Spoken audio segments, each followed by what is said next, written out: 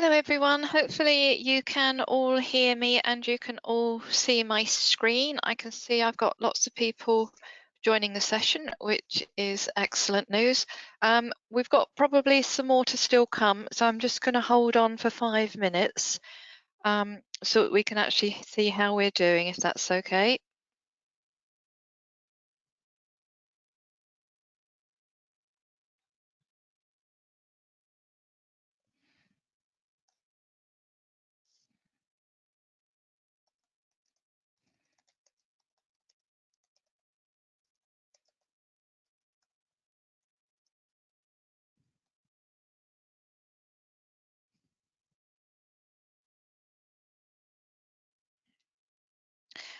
I understand because we have got a considerable number of people that are attending the session, that we're going to keep everybody in mute so we don't have to worry about background noise, and also any questions that you may have during the session. If you can just jot them down somewhere and pass them on to Jodie and Carrie, who are part of your service, and then they will collate all the queries and they will bring them back to us. So that will be really helpful.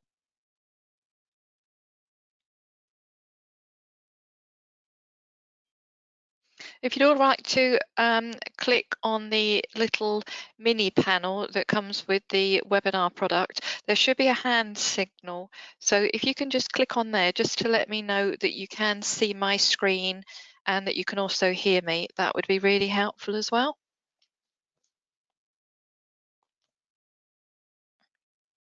Excellent. I can see lots of hands coming up. That's always a good sign, isn't it? When technology works, it's wonderful.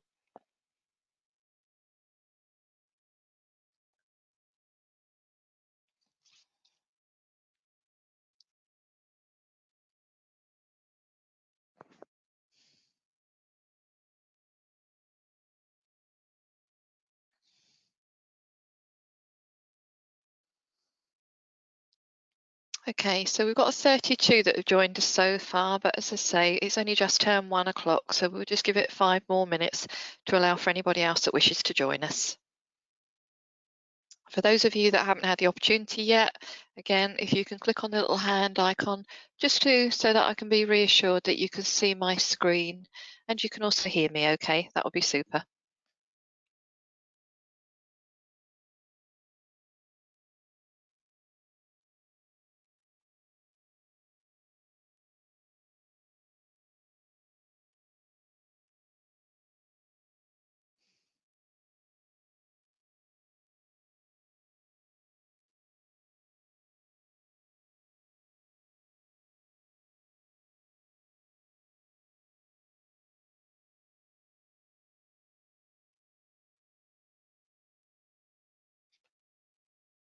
For those of you that have just joined, if you get the opportunity, in the little panel to the side, there is a hand symbol, and if you can click on it just to let me know that you can see my screen and you can also hear me, that would be really helpful. Thank you.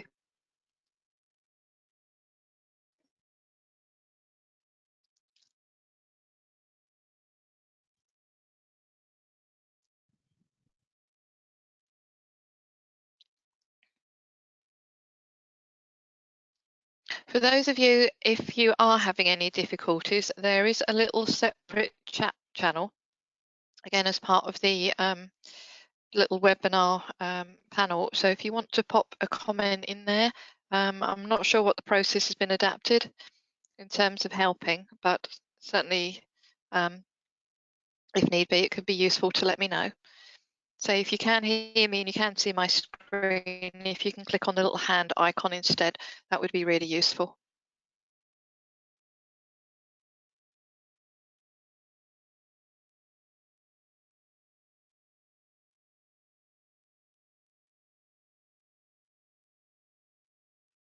If you can leave the hand symbol in place as well, that would be helpful. I think I can see some flashing on and off, but if they can be left there just so that I know if that's something that you can control.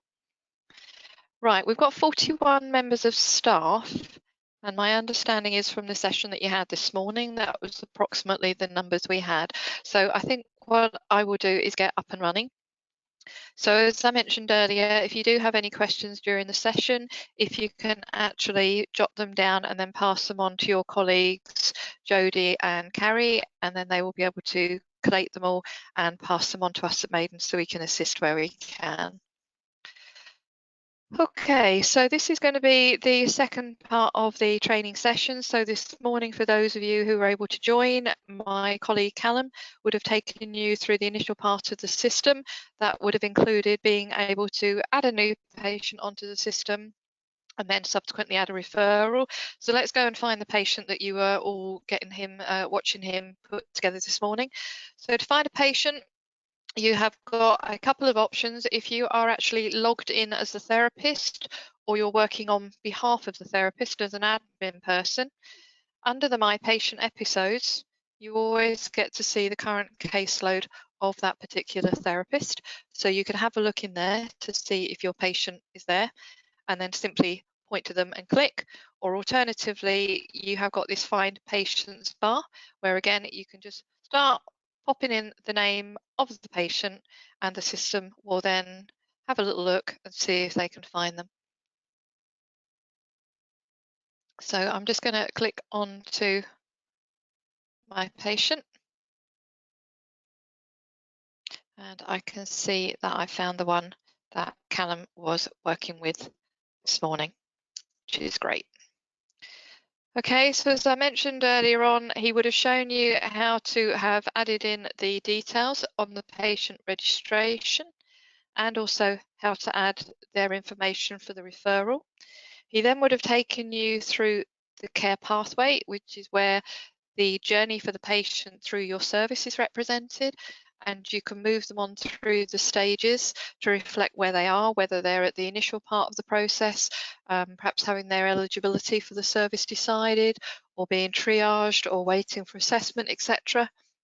Or it could be that they're further along in the journey and they're actually into the treatment stages. So that's the other thing Callum would have shown you there. There would have been a small section on a section on the assessment. So obviously, if you're assessing somebody, you'd still need to create a clinical contact for them. But if you wish to as well, you can record the details of a more in-depth assessment at the same time. He then would have shown you the clinical contacts, how you can add a normal attended contact, how you can perhaps add an attendance which has been DNA'd, which is what this blue contact in the middle is showing. And then finally, how to create a contact where you are disruptive partway through, so you have to then save it as incomplete. So that's what the red ones represent, and that means that if necessary, you'll be able to spot that and quite easily say, okay, I need to continue with this contact and fill in the rest of the information. Finally, he talked about problem medication. So this is where, as a service, you would be indicating what you thought the primary and the secondary reasons were for why this individual is needing help, what his presenting problem is. On the referral tab, there is a similar field, but that's very much for using to reflect the opinion of who has referred the person into your system. So if, for example, a GP had referred the patient, it would be the GP's opinion that you would be recording on the referral tab. You as a therapist or clinician, you would be using the problem descript tab to basically tell the system your views on what the significant presenting problem is with your patient and also the secondary problem as well. There's also a brief section here where if you wish to, you can actually add in medication details, and I understand that that was the last section that Callum did with you. So I'm now going to be following on from Callum, just finishing these three tabs here that we've got outstanding, and then looking into the top menu area further up on the system and exploring some of the options there. Okay, so first of all, I would like to go into documents. So within the IAPTA system, there are two ways to consider documents: those that you wish to add to the patient and those that you wish to create and then send to other parties from within the system. So in terms of being able to add a document against your patient, all you simply need to do is to come into the documents, come into this section here, click on choose the file, which will then take you into your computer area. Have a little look through and find the file that you want to add. Select it, click on open. If you then wish to add any other files at the same time, you can click on add another file. However, if you're happy with all the files you've got, you can simply then click on upload. System is just going to take a moment. There we go. I've got a confirmation message telling me that the document's been added. And now if I look in the documents section, I can in fact see the information there. The options you're going to have here, download, rename and delete. For the rename and delete, they will only be available for 48 hours to be changed by the individual that added the document to the patient. After that time, it would need a super user to delete the document, or if you wanted to rename it in some way that you wish to. To download it, to actually get to see the contents, you simply click on the download button. It would be downloaded to your computer, where you can then click on it and get to see the contents, such as I've done here. So hopefully you're all seeing a picture of a pussycat with a rather unusual fruit hat on. So there we go. A couple of things to point out when it comes to the actual files. There is a restriction on the file size of 10 megabytes per file. So for each file you do, as long as there isn't an individual one that goes over 10 megabytes, otherwise the system will let you add the others, but not that one. As you can see from my file size, 0.02, 10 megabytes is quite a significant size. So hopefully you shouldn't come across that as an issue. In terms of file types, you can add a majority of files. Videos may be the ones that cause you an issue, not because of the type of the file, but because of the size. They could exceed the 10 megabyte size limit that we've got. The other one that we do restrict being able to add are those that have been generated via emails, for the simple reason a virus could be collected as part of that and added to the system. So if you are wanting to add the contents of an email, it would be more advisable to pop them into a Word document or something and then add the Word document to the patient. If you try and save the file from within your email software and then add to here, the system may very well object because of, as I say, concerns over the virus.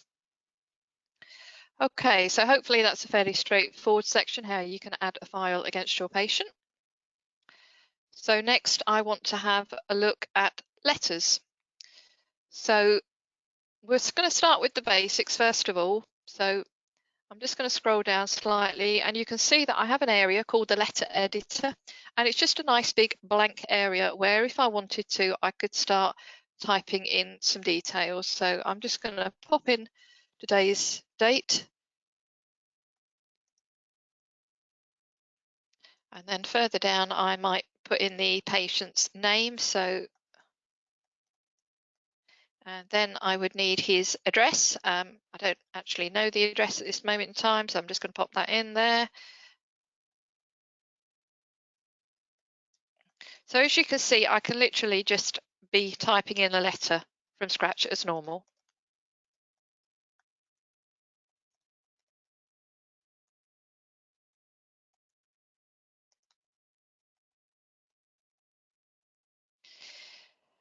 So the only thing with this is that as you're typing the letter in, you may realise there's certain information that you need to keep gleaming regarding your patient, and then you're going to have to keep swapping around looking at other parts of the system to find that information.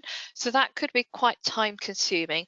So one of the aspects that we've incorporated to help you with that is something known as tags, which is what this little green section is over on the right hand side. So if I click into here, and we'll have a closer look.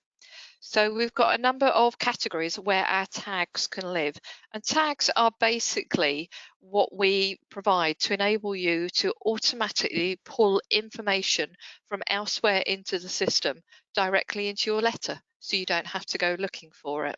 So just to explore this a little bit further. So if I click under the date and time category, you can see we've got lots of options around dates and times that you use. And if I wanted to put the date into the letter automatically rather than me hoping that I've remembered the correct date, you simply position the cursor where you wish it to appear in your letter, come over to the tags, click on the one that you want, and you can see that the system has automatically added that information in for you. And if we would come back to the letter tomorrow, it would be updated. Likewise, if we look in the patient area, again, lots of lovely useful tags in here. So again, if I wasn't too confident about my patient's full name or his title, again, I could come here, click on the relevant option. So in this instance, patient title. I'm now going to come down and click on first name, and then again, come down and click on last name. And you can see it's popped that in for me. The other thing that I didn't have to hand was the address. So if we have a little look further down, so lots of lovely information. There we go, patient full address. So I can pop that in. There we go. That makes life easy there. You've obviously got things like phone numbers that you can incorporate, the patient's NHS number if that was at use, their date of birth, and lots of lovely other details as well, including information from the assessment tab that you would have done where you talked about their problem and how you were going to tackle it. Further on down, sexual orientation, armed forces indicator. So you can see lots of lovely information in here. So it's always worth having a look to see what these tags can do for you. Referral data. So if you want to include any data off of the referral tab, we've got some options here for you. Who the person was that referred them, if you've recorded that name, any text that you put in the referral note box, the referral source and the referral date. So again, all very useful. Information from your GPs. So if you want to make a note of if it's a letter that's actually going to go to the GP rather than the patient, you can quite simply pick up their name and their address details in here. Therapist. So if you need to include any information about the therapist that is allocated to the patient, you can see here we have got first name, last name, job name, signature. So that would have been something Callum would have shown you right at the very beginning of the morning when you went and had a look in your user account, and in there is a signature box where you can put things such as your name, but also your job title, phone numbers, website addresses, emails, etc. So that would be the tab that could bring that through. So we'll have a look at another one of those in a moment. I'm just going to jump to user. So if you just want to be able to put some of your own information directly in without typing it in, you can do so here. So if I click on the user signature here, you can see that we've now got in the letter, it's saying maiden super user, and that was what was appearing in that signature box. So it's pulled it through. Finally, the treatment information area is really handy. It's so many fields in here that hopefully you're going to be able to make use of. So you can see that we've got some fields here initially at the beginning regarding outcomes, the PHQ-9, the GAD-7, work and social adjustment scores and so forth. The last attended clinical summary. So in the clinical notes box, any information that was in there for the last contact that was attended, you can pull straight through into your letter as well. Their most recent scores, their very earliest scores. If you want, you can actually do a table of all their scores. We've also got some items here around appointments. So if you want to talk about their appointment that is coming up very soon, or groups of appointments, whether it's for individual or group sessions, you've got them here as well. And you can also talk about the most recently completed one. So if I just click on there and just pop in there in a moment, you'll be able to see that letter showing with that date, and also further on down the most recent location and time. So as I say, lots of handy information in there that you can pull through into your letter. However, there is actually an even better process that you might find easier. And we've been working with members of your service to put this in place, but we have something known as templates. So these are letters that have actually already been put together with Maiden working with your service, adding letter tags where appropriate, so the information for the patient can be generated specifically. And I just want to share one of those with you now. So these are some of them that we've already got in place. So let's have a look at one of these. So this time, if I now go and look in my letter, you can see we've actually got a little bit more information. They've actually gone and typed in something very similar to what I was actually free typing. But this has actually been all done automatically. I haven't had to do anything about it. We go and have a look at another one.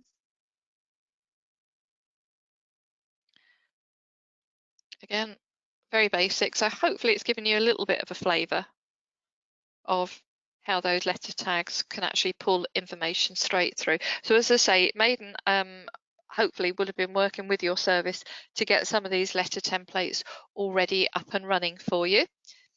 So when you've done your letter, whether you've typed it in completely from scratch or whether you've done it where you've typed it in using letter tags, or you've pulled a template through, and you could, if you need to, put in some extra details. Just because it's a template that's already been put in place doesn't mean that you can't tweak it in any way. The next important thing is going to be around saving. You'll notice that we have got some very basic functionality here with regard to word processing options. So for example, we have got the idea of being able to justify your text if you needed to, or if you needed to bold it in any way, underline, etc. So again, they are there for you to have a little bit of an explore. When it comes to saving, because I'm using a template, it's actually already coming up with a letter name. If you'd put the letter together from scratch, this field would be blank and it would be waiting for you to pop something in. So I'm just going to pop in there my initials and the name for the letter. So at this point, you can actually save it as a draft. There is actually an autosave feature in place here at the moment. So when you're typing your letter, especially if it's a very long letter, every 2 minutes the system will save it for you, so that should something happen, your computer shuts down for any reason, you would be in a position where you could retrieve most of the contents of your letter. I'm going to say that rather than create a new draft, I'm going to update my existing one. And having done that, we can see just above we have got some draft letters. So the unnamed draft letter was actually the very first one that I was doing when I was typing everything in from scratch, showing you. So I'm just going to delete that out because we don't need that. There we go. And then if we were to go away and then come back to pick this letter up in a couple of days' time, you'd be able to come back in here, simply click on edit, and you would have the letter back where you could start continuing. Whilst the letter is being saved as drafts, it means that you and other colleagues can go in and do things to this letter and just keep updating it. But once you're actually happy that you've fully finished your letter, that it's got everything in it that you want, you would first of all make sure that you've got a style template for it. So a style template is basically the header and footer, so it would probably have the Sheffield logo and also the contact details of the organisation and so forth. So you'd make sure you've got that. And then at this point, you can actually save the letter. So I'm just going to pop on there and do that. If you forget to add the template, the system will come back and let you know and say you should have added a template in. So my test letter has now disappeared, and that's because I've now got a fully fledged letter available. Again, in terms of the options to edit or delete the letter, you will have 48 hours to do so if you suddenly realise you need to go back in and tweak it. After that, it would need a super user to do it. And once your letter is actually classed as having been printed, you wouldn't have the option, because obviously what we have to have recorded on the system has to mirror what was actually sent out to your patient or to your GP. Once you've got your letter, there are two ways when it comes to printing your letters. So I just want to explain them in a little bit more detail here. If you simply save your letter, the expectation is that you would then come into here, that you would download your letter, which gets generated into a PDF file. You would then open it up and you would simply click on your print icon button and send to your printer. And then obviously you'd pop it in envelopes and so forth.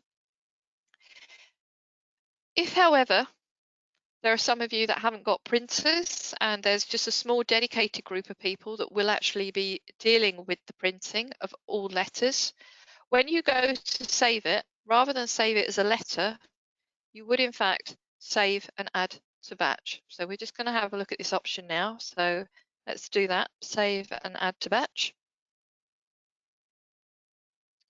And this time when I look in my letters, I've actually got an extra column saying batch print status, and you can see it's saying pending. So I've sent my letter to a batch area because I haven't got a printer. I need somebody else to print it for me. So what you would be doing then is up in the top menu area, there is this section here called batch letters. Not everybody necessarily needs to see it, so we can actually restrict that. So if it's not relevant for you and you don't need to have to go into here, we can do something with that. But the idea is if you do need to, if you are one of those people that's got a printer, perhaps a select group of admin people that are going to be responsible for printing the letters, you would come in here on a regular basis and you would basically get to see any letters that need printing. You've got some filters here, so if you want to see what's been pending, or if you want to look and see what you printed yesterday or 7 days ago, you can do. And then here is where you'd actually see the letters. And again, as you can see, we have got a status of pending. If you've got several letters, you can actually select several. You can either go through just individually ticking on them, or if you click on the top option, it would actually, if there were other letters that I had available here, select them all. And then you would simply say that you want to print. Again, it will pop it into a PDF file. And if you've selected several letters, they would all appear in the one PDF, one after the other. And again, you would simply click on your printing option to say that you've actually gone and done it. And then when we come back into here, you'll notice that you haven't got any letters pending anymore. But if I actually was to say I want to see what I've printed, you can see there now that the status has changed to printed. And if we would actually go back into our patient, back into documents, we can see again that under our letter we have got a status of printed. So once you send a letter to batch, you don't necessarily need to go in there to keep checking to see if it's been printed or not. You can simply come into here and you would be able to tell from this point that the letter has in fact been printed. So that is the letter section. As I say, you can actually just type the letter in from scratch. If you want to, you can make use of the tags, or ultimately, hopefully, you'll have some templates in place on your live site that you'll be able to make use of instead. Okay, so I'm now going to move on to user activity. User activity is basically an auditing tool that to see who has been working on your patient. So if you perhaps see something added to your patient's records and you're thinking, I don't recall adding that, or you think that something is missing, you can actually come and take a look to see who else has been working on your patient. You can see we've got some filters in place, so if it's a specific day that you want to concentrate on, you can do. You've also got the type of actions that people have done. So if you only want to, for example, just check to see if anything's been deleted, you would simply untick the other options. And where it says filter by user, if in fact several people had been in and out of this patient, you would be able to click on a drop down there and actually get to see who else actually the specific actions of one individual, or you can just leave it as this and see everybody. So if we click on search, there we go. We can see that actually some items were deleted. Hopefully Callum would have explained to you this morning that there are designated users amongst you who are known as super users, who have extra functionality with regard to the iAptus system. And one of the things they can do is they can actually retrieve deleted items. So for some of you, when you go and look for deleted items, you will not get to see these reinstate options. They would only appear for a super user. So if you do find yourself accidentally deleting a letter, or you think that somebody else has deleted something that is actually more important, you could approach your super users and you could simply ask them to go onto that patient, look in the user activity, reinstate the item for you. So user activity can be really, really handy. As I say, you can just basically take a quick look and just check to see what people have been up to and what they've been doing, for example, there. So that's the user activity. Fairly straightforward, I hope, for you, and fairly sensible. So we also have the SMS tab. So hopefully Callum would have touched on this briefly when he was talking about the registration. So in the registration, where you record the mobile phone number of the patient, you would also indicate whether they have given their consent to receive SMSs. SMSs can be sent two ways. They can be ad hoc. In other words, you can come to here and simply send a message to them.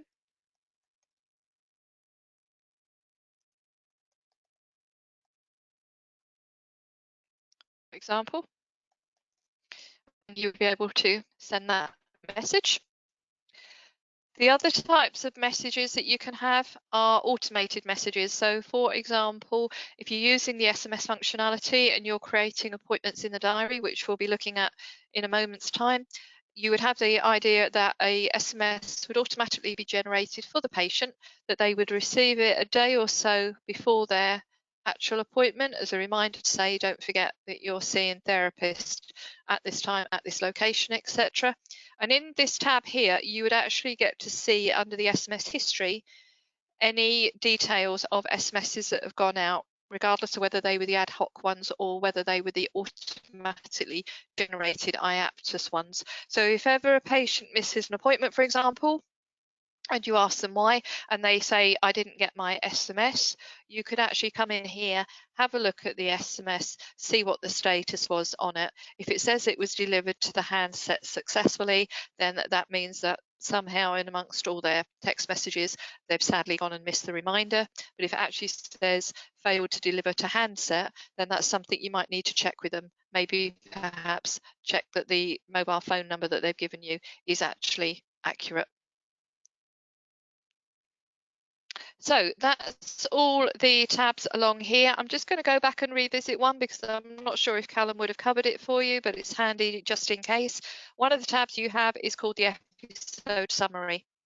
And it is purely an area where you can view data. You can't update or anything, but it's very handy if you suddenly want to just generally have a look at everything that is in relation to your patient. So if you're a therapist that's been allocated an existing patient, you might want to read up on all their details, or if you get a request from a third party for information, again, this is an area where you could come and consider what information you want to print off and pass on. So you have information regarding the registration available to you.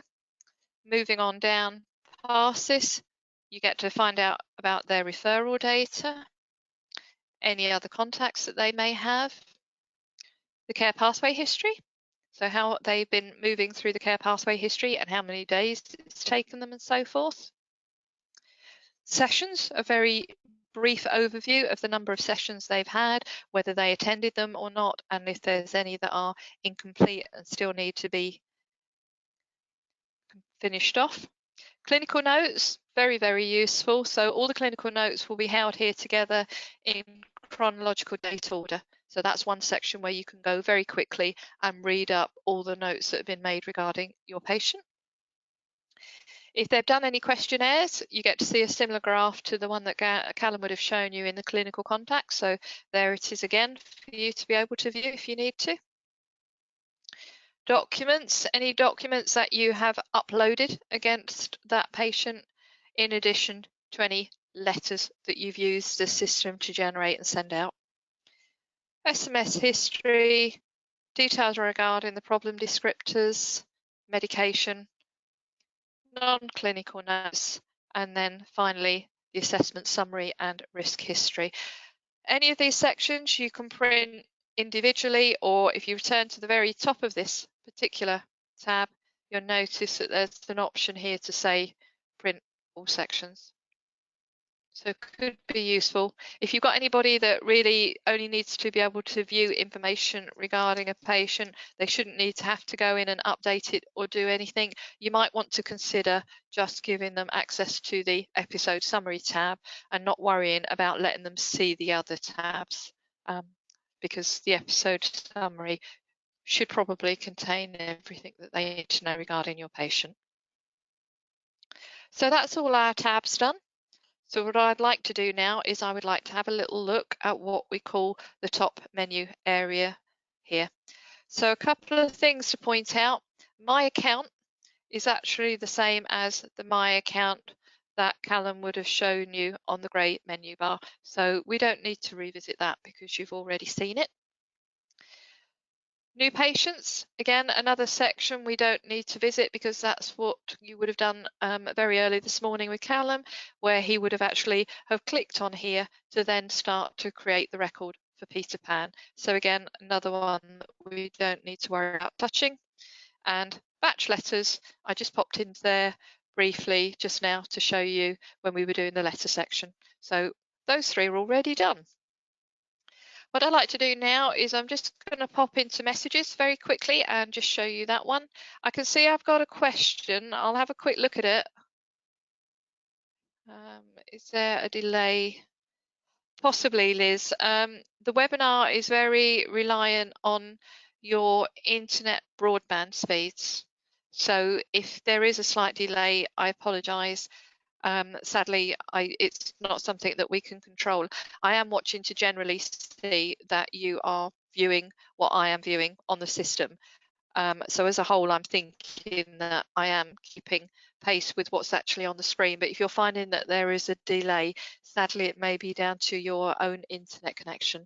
However, these sessions are being recorded. So if necessary, you can always follow up with that if there's any particular sections that you've struggled a little bit as a result of the screen not loading quickly. Okay, so as I mentioned earlier, I'm now going to pop into messages. So just simply point and click. So messages are just a little extra feature that we've added to the system, which we hope will be beneficial to you. And it's basically a way of being able to send a quick message to other individuals that are using the iAptus system, so your colleagues. So in here, you can come in here, you can see that we have an option to send a message, but also to have a look at any that have been sent to us, that we've previously sent to other people, or that we've archived. I'm just going to click on new message just to show you how that works. So here we go. This will have a list of all the people that are in the system. Because this is a demo site, we've got an awful lot of these generic accounts. On your live site, they wouldn't be showing. You would only actually be getting to see genuine names. If you decide you want to send a message to just one individual, you just point and click. If you do decide you want to send it to several people, you can in fact hold the control key down on your keyboard and then come down and pick other people out in the list, for example. You would then pop in your message to say what it is you want to say, and then the main bulk of the message.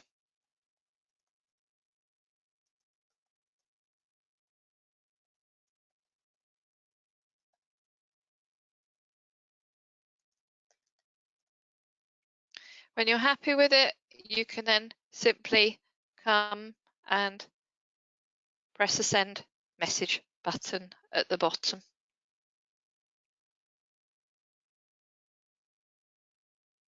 Just give the system a moment to do that. You'll get a confirmation message to say that the message has been sent. And then what will happen is for those individuals that you've sent the message to, over in this message area on the right hand side, there will actually be a red flashing small envelope. So that would be their way of knowing that somebody sent them a message.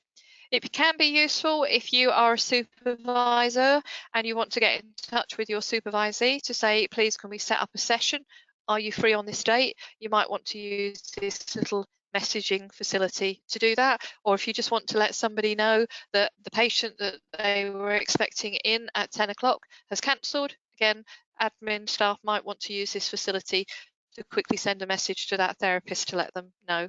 There will also be automated messages that the system will generate. So if, for example, you are a therapist and you just had a patient allocated to you, it's possible to have an automated message in place so that you would be informed of that and you would be made aware, rather than them just popping up in your caseload and you're wondering where they've come from. Okay, so one thing to bear in mind with messages, it's not the equivalent of an email software. You can't go adding attachments. Think of it more as being the replacement for you sending an SMS on your phone. Rather than you having to spend your money doing it on your phone, you can simply use the message facility within the actual system. Okay, so that's got that one done. So what I would like to look at now is I would like to look at the diary. So if you are a therapist, you will have your own diary. Admin staff, I'm afraid that won't be the case, but if you work on behalf of a therapist, you will also be able to go in and view their diary. If you are a therapist, you can only see your own diary. You will not be able to see the diary of your colleagues. So please bear that in mind. And I'll explain how you can get to still check to see whether they might be able to assist you with perhaps looking after your patients while you're on holiday and so forth in a moment. So if you are a therapist or you're an admin person working on behalf of that therapist, you can click on the diary. And I'll just wait. Yep, I can see the screen should have caught up with me. And you can see that you have a diary presented to you. You can either view it in monthly view, or if you prefer, you can do it in weekly view. I'm just going to stay in monthly view for the time being. If you want to look at other months in your diary, you can click on the arrows to go back or forward through the months. So I've just clicked to say, show me March. You've also over on the right hand side got filters. So if you want to, rather than clicking on the arrows, you can come into the drop down and pick the month there that you wish to view. And then if you want to get back to today, you simply just click on today's item. So that is how you can quickly move around your diary. You'll notice we've also got a legend, colour legend over here. So just to explore some of the options here. First one we're going to start off with is today. So that's in green, and you can just see at the bottom, near the bottom of the diary that I'm showing you on the screen at the moment, against the 9th, we've clearly got some green showing. So that's just to let you know that what today's date is. We've also got some blue items. So they are actually to do with completed clinical contacts. So these would have been the contacts that Callum would have created during this morning's session from within the clinical contact. And you can also see that we've got the red ones, so where he was completing an incomplete contact for our friend Peter Pan. So we can see that we've got a few other people showing in this diary. So we've got somebody called Danger Mouse, and the A is indicating that they attended that appointment. If it's got a DNA, that means they did not attend, or if it has a C, that would mean it was cancelled. And then the other thing that we've got showing here at the moment is a group session. So I'm going to be covering the group sessions in a moment, but you can see that clearly one has been added in the past, and it makes it nice and obvious on your diary when you would be having any group sessions, either previously or any that are upcoming, also as well as supervision sessions. So what I want to talk about now is how do we actually use the diary. It's all very well being able to see things that have happened in the past, but I'm more interested in knowing about things that are either going to be happening today or in the upcoming few weeks. So one of the things that we do actually use the diary for a therapist is for you to be able to tell everybody else in the service when you are available to see patients.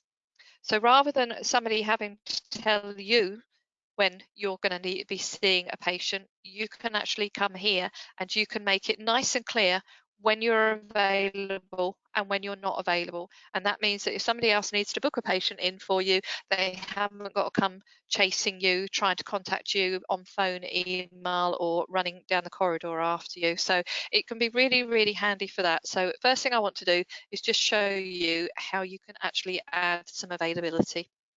So first of all, I'm going to look at next Monday, the 13th, and I've decided that as a therapist on a Monday between 9 and 11, I'm actually in a specific location and I can see patients. So you simply go to the day that you've got in mind and click. And then three options will show. One of them will be grayed out at the moment. It's because we haven't actually got any availability to do anything with it yet. But the other two items that are showing are create availability and create event. We're going to look at the event one in a moment, but for now I want to click and say that I'm going to create some availability. And I will then have a dialog box showing where I can now record this. So first of all, I'm going to come in and tweak the time and say that I'm available between 9 and 11. I'm just going to come to this section here about the daily, weekly, monthly in a moment, but I'm just going to jump slightly and say, okay, I can now decide what sort of things I can do. So I'm just going to be purely available to do assessment, although if really pushed, I could also do some follow-ups. I'm then going to indicate whereabouts I can do this from. So I might decide that actually I am going to be available from a walk-in centre. And then if need be, I can make any notes. So just coming back to here, because obviously at the moment, if I was to save now, all I would be doing is creating a small availability on Monday the 13th of April between 9 and 11. But if I know that I can actually repeat this, that I'm going to be available at this location on this day at this time for several weeks going forward or on other days, rather than doing each of them individually, I can use this next section to indicate that better. So first of all, we have an option for daily. So if I was to do that, I'm effectively saying I can do every day between 9 and 11 at the walk-in centre. And you would come in here and you would specify how many days ahead you want that to go. So if I clicked on 7, for example, for the next 7 days, I'm saying I'm available. Better option that I think probably is the most used one is weekly.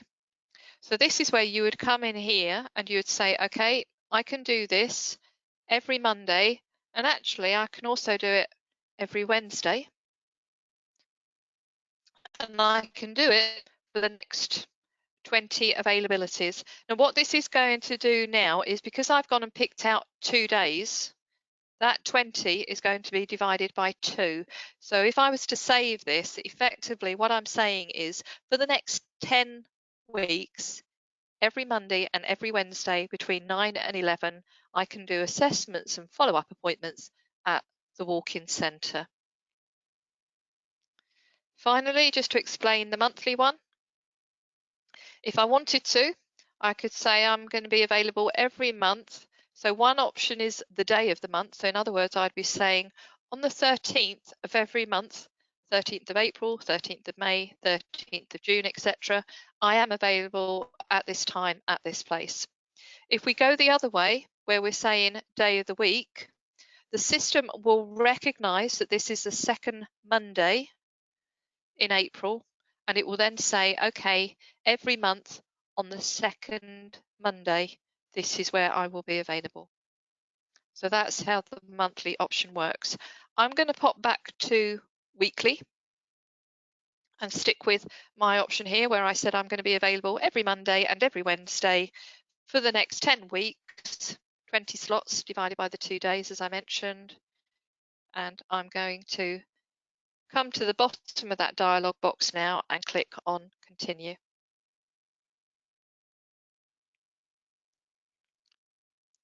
As a result of doing that, the first thing that the system will do is actually check that I haven't got anything else in my diary to say that that appointment can't be generated. So if we'd already got somebody booked in, or if you'd recorded a personal event, which I'm going to show you in a moment, or you've got a group session or a supervision session, basically if there's something else in your diary, it's going to indicate it in here that there is an issue and that it can't do it. And what you will find is in the availability column, there will be a big X instead. If you have one of those, or if you're looking at your existing ones and thinking, actually, I need to tweak it. So, for example, the 13th of April is actually a bank holiday. So I actually don't want to do that appointment, that availability, because in theory, I should be at home enjoying lots of chocolate Easter eggs. So you simply click on the row, which has the appointment. It will take you back in there. If you want to, you can then obviously change the times or the locations, etc., or you can actually delete it, which is what I'm going to do. So I'm just going to hit the delete key. And having done that, it's now telling me that that particular availability that I was going to create is no longer going to be the case. Scrolling down to the bottom of all my ticks and looking at all the other dates that I've decided I'm happy with, I'm now simply going to go in and save.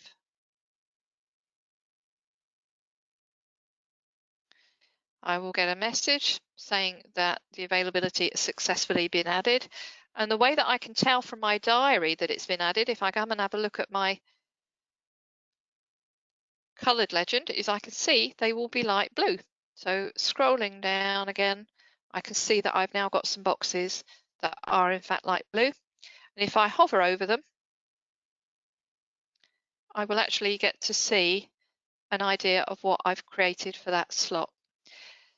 If you need to create another slot on that day, that's perfectly fine. You would just click on the date again, tell it that you want to manage your availability this time.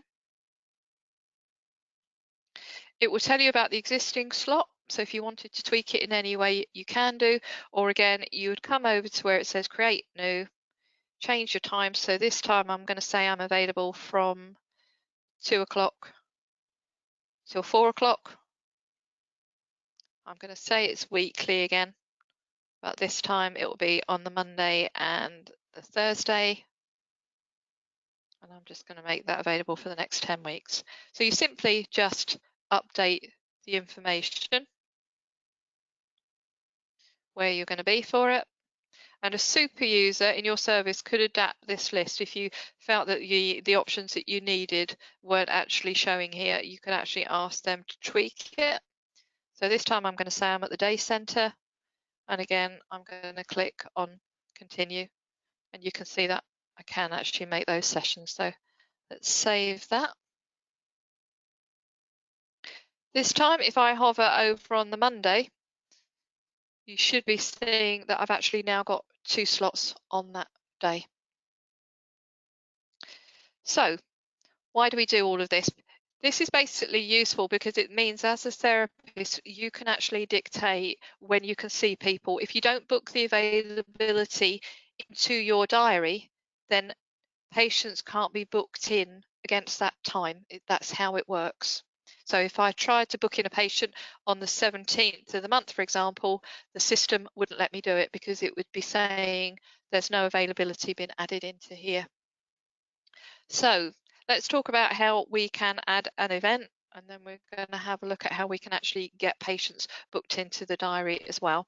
So on the Friday the 10th, I'm just going to click into here. And this time, instead of creating an availability, I'm going to click on create event. And I will get a dialog coming up where I can now put that. So in the title, I'm actually going to put that it's Good Friday. And we can say that it's an all-day event. Don't need to worry about filling out location and notes. Location is going to be home if you really want to put something in there. and we can simply click on save. The result is now in my diary, I'm seeing that I have an event telling me that I'm actually on holiday. Other types of things that you might want to do as an event, you might want to record team meetings. So again, you'd click on the first relevant date, create the event. In your title, pop in the description of team meeting.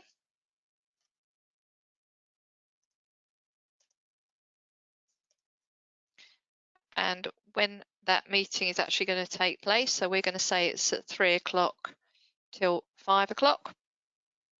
Again, you would then determine if you wanted to say that this is a weekly meeting, always happening on a Tuesday, and that's going to be for the next 10 weeks, for example. And again, if you need to add any further details regarding the location and the notes, we then click on continue. And again, it will check your diary, see if there's anything else already in there, but if not, it will let you make those bookings. So that is how you can either do a single event, such as I did with the Good Friday, or if you want to, you can do multiple events if they are representing a meeting or some other event that isn't patient-based. I can see I've got another query. Can more than one patient be appointment? Sorry.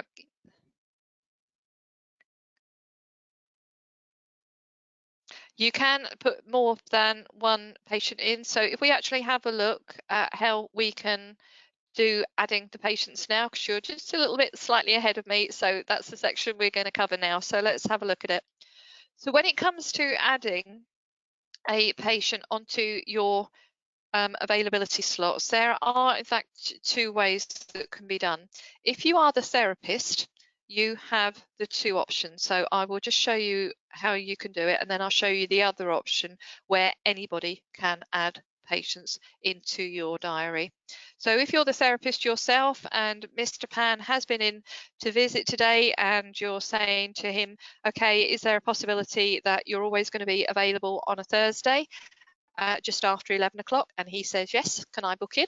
You simply would go on to the day that he has mentioned, and you would look and say, well, okay, I'm always free to do between 2 and 4 o'clock on a Thursday. Does that work for you? And hopefully Mr. Pan would say, actually, I could certainly do 2 till 3 o'clock. That would be excellent.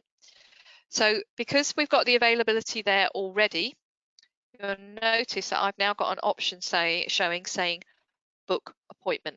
So I simply can click on there, pick the appointment that I want to put my patient into.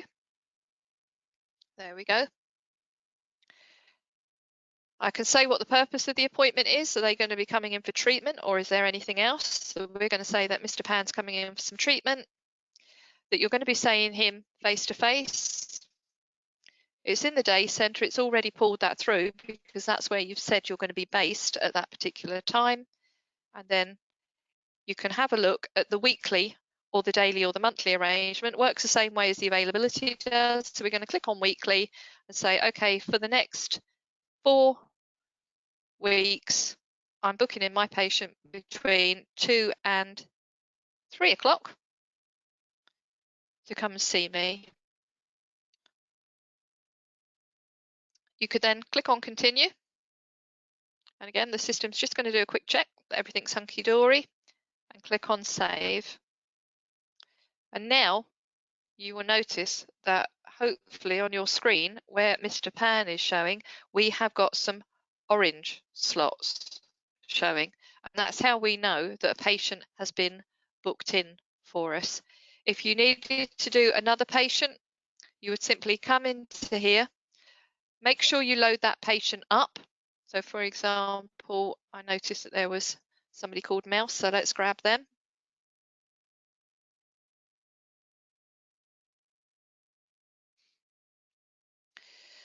Again, they've also said that they can come in on that day. I can see that I've got Mr. Pan coming in for an hour at 2 o'clock. I can see that just by hovering over the orange section of his appointment.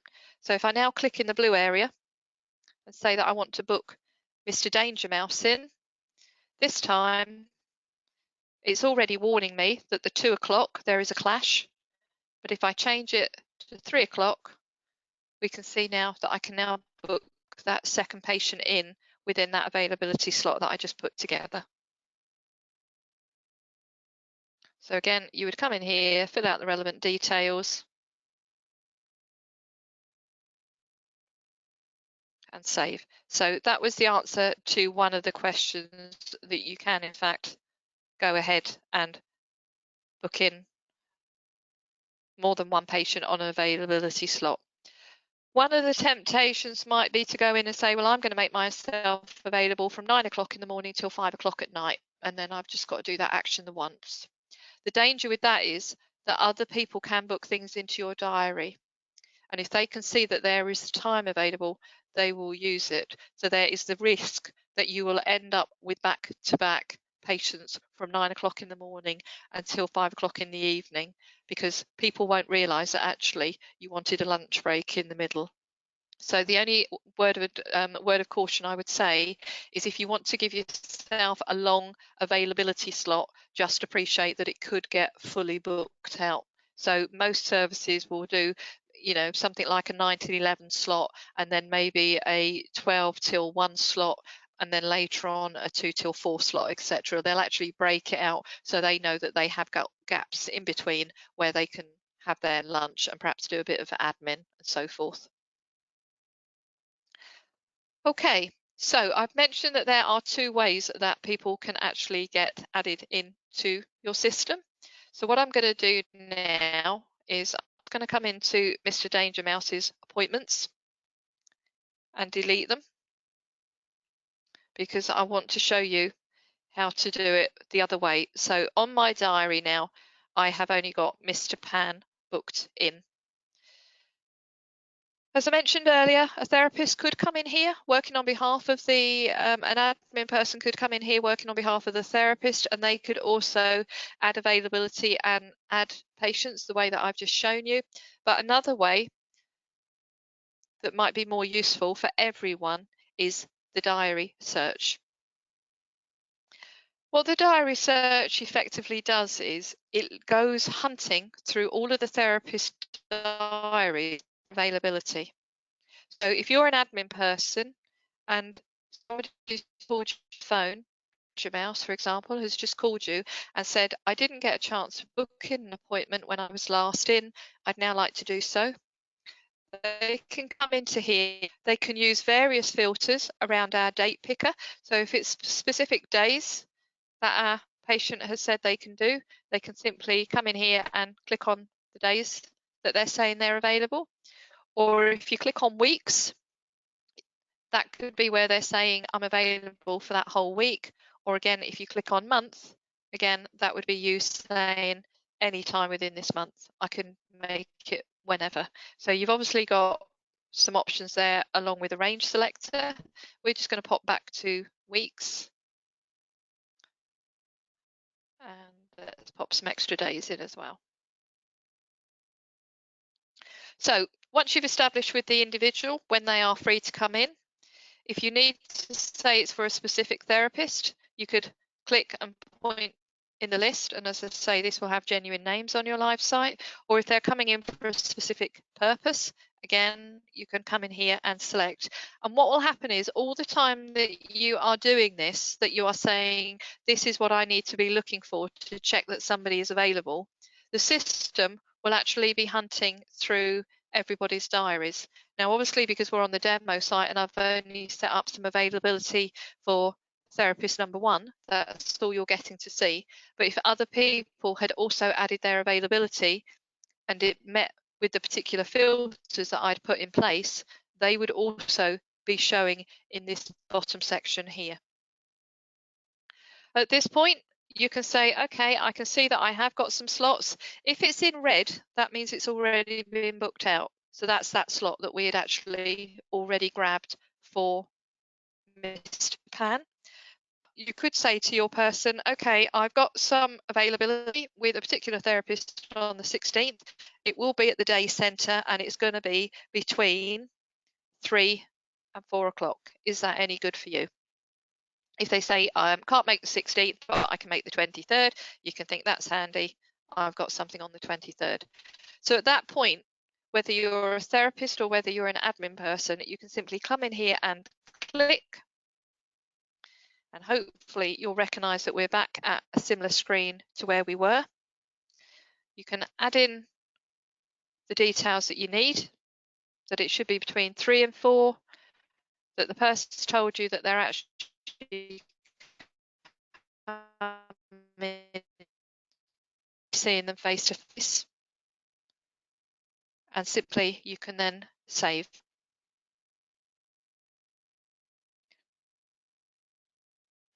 What will happen now is if we were to look in that diary search, because I've now fully booked out the date that was on the 24th,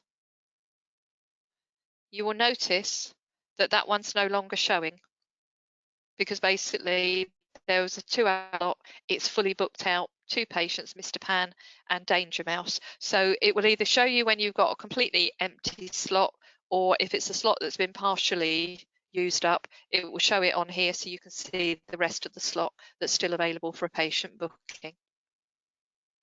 As I say, anybody can use that, so it could be handy. So if it's an admin person and you're taking phone calls, it's hopefully going to make life a lot easier for you, because you can see at a glance who's available to deal with the patient.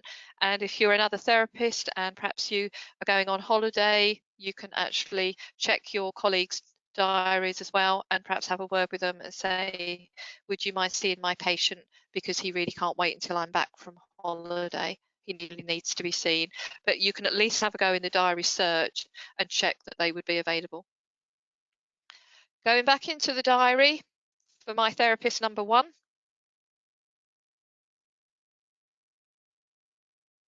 Just wait for the system to load up for me.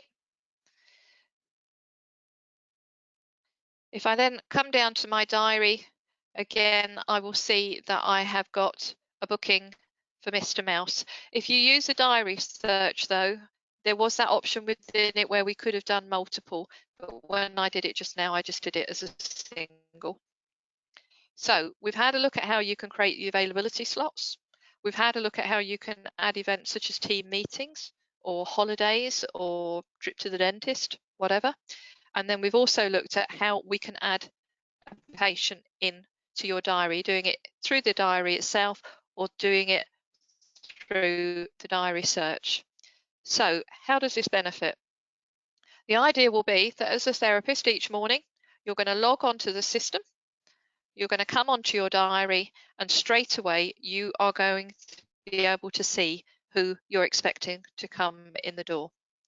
If we pretend, for example, that today is actually the 16th of April, Mr. Pan has just knocked on the door and wants to come in. You've got your diary loaded up. To be able to get to his record nice and quickly, you can in fact click on the little double arrows. And if you do that, the system will come up asking you if you want to go to the appointment. Click on go to the appointment. And then I'm hoping in a moment you are going to recognize the screen that I'm about to show you. So this is in fact the screen that Callum showed you earlier on to create clinical contacts. And there you are, you can see the 3 that are there. So I mentioned there's 2 ways to create a contact. One that Callum showed you this morning, where you simply click on the link that says create a new contact. So if somebody's turned up unexpectedly, but they're in quite a bad state, and you're thinking, okay, I am free, no point in worrying about creating my availability and booking them all in. I will simply go straight to the clinical contact tab and click on the option to create new contact. That's one way you can do it. Or if they have been added in through the diary, which is what we saw a moment ago, they will show up as orange. You can see that in fact for our friend that we've got several all lined up. Having come here from the diary, not only does it bring you to that specific contact, it will also actually open it up for you. So straight away, you can actually now start keying in the information. Session day, it will note from where it was booked in the appointment. So it will actually have the time and the date. And you can simply come in here and start recording the rest of the session, the fact that they attended, that you saw them as a one-to-one, etc. So all the things that Callum would have taken you through this morning when you were actually putting in a clinical contact from scratch. So you would go through, I'm not going to worry about completing all these fields because it's going to be a little bit time consuming. So I'm just going to click on the save and continue. But if you imagine if it was you, you'd be having the contact with Mr. Pan, you'd be going through, filling in all the details that you need. Because I've gone and clicked on a save and continue, it's now turned my orange contact into a red one. So I know that I've obviously got some more work to do with it later on. And if indeed I go back to the diary, you will notice that in there, it's also turned it from an orange contact into a red one. So for you as the therapist, you'll be able to come into your diary every day, quickly see who's due in and what gaps you've got for your admin, so to speak. And if you use the little double arrows, that's how you can actually go specifically to the contact itself and to start completing the details. One final thing to cover on the diary. Up the top here, you have got two tabs, one saying standard view, one saying agenda view. Standard view is obviously the view that you're looking at the moment, but I just want to go in and explore the agenda view and show you what that can do. So clicking on the agenda view, basically this is useful because this gives you the opportunity not only to see what you're up to, but also what your colleagues are up to. So the idea is you can come in here and see on a week by week basis. So I'm just going to click on a week. And I've clicked on the week beginning the 12th. And I can see from there that therapist number 1 has got an event. It's a meeting and it's going to be in meeting room 2. If I move on to the next week, the week beginning the 19th, again, I can see the event that's in there for the meeting, but I can also see that there's 2 appointments booked in. And I wouldn't just be seeing this for myself, I would get to see everybody. So I'd get to see all the therapists, all the events they've got, all the appointments that they've got in that particular week. If you want to filter specifically, you can do, those filters are available.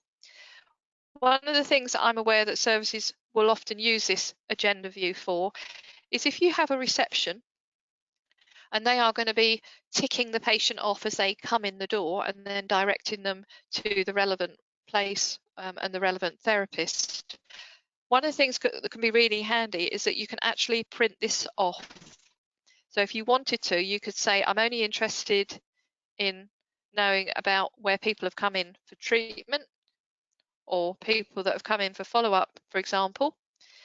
Use your filters, but ultimately you can then say, okay, I'm going to print this off, and then as people come in the door, I can tick them and I know that they're in the building. So agenda view can be useful for receptionist people, but also if you're a therapist and you want to kind of know what your colleagues are up to, how busy they are, and if they've got any space, again, you could come in here and have a look and see, is it because they're not available because they've got other commitments, or is it simply there's not a lot of availability under the diary search because they're actually quite busy with appointments themselves. So that is the diary and the diary search functionality. What I'm going to have a look at now is I'm going to have a look at supervision. I'm not sure how many of you will be affected by it, so I'm going to cover it fairly briefly, and then if you feel that when you get round to using the supervision function you need more help, we have got the help section available in the grey area, but you'd also be able to contact us here at Maiden if you just needed a little bit more in depth. But I'll give you enough that it should work, but I don't want to focus on it too much in case we've got lots of people here that actually probably won't be using it. if you are going to be part of a supervision, the idea is that there will be a supervisor and a supervisee taking part. And when your user account is set up for you to be able to access the iAptus system, you would in fact have it recorded within those details which one you are. Are you the supervisor or are you the supervisee? So let's pop on the supervision. Okay, so therapist number 1 has actually been set up as a supervisee. So when they come into here, they will get to see this area here. So first of all, they would be able to see if they've already got any planned supervisions or any that were previously completed. Again, because this is a demo site, that's not going to be showing because we haven't done any yet. But the other option that a supervisee will get to see is this option saying create a new supervision. If you're a supervisor, you won't see that option, and we've done that deliberately to help you avoid doing duplicate bookings. So if you're a supervisor and you want to have a session, what we would suggest you do is send them a quick message through the message area to say, we need to do a supervision next week on Thursday at 3 o'clock. As long as you're okay with that date, can you go and actually create the supervision session? So my supervisor has asked me to create a session, and that's what I'm going to do. So I'm going to come and click on where it says create new supervision. Just before I do that, I'm just going to pop on Mr. Pan for a moment, because one of the things on here that I wanted to show you is an option that says request supervision. So if you know when you're looking after your patients that there's a particular thing that you want to discuss with your supervisor regarding that patient, just click on the boarding card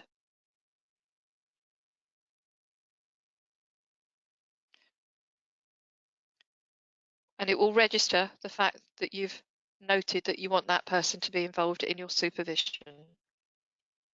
Okay, so let's go and actually do the supervision itself. So back into the supervision tool and over to where it actually is showing saying create new supervision.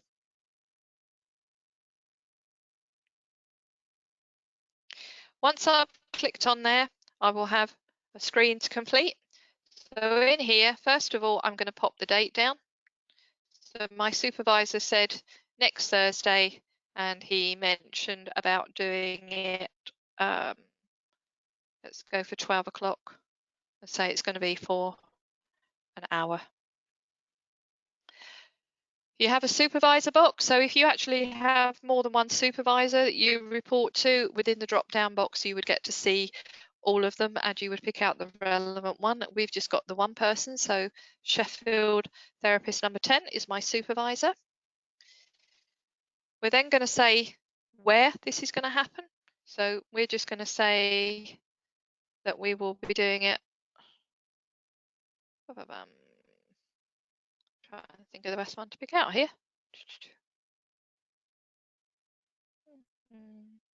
Let's just say other publicly accessible building. As I say, a super user can actually adapt that location list to be more specific with the addresses and everything. So you might want to make use of that. Okay, so we popped in the date, we've said how long it's going to be, we've said where it is and who it's with. We now have a section underneath where we've got supervisee notes and supervisor.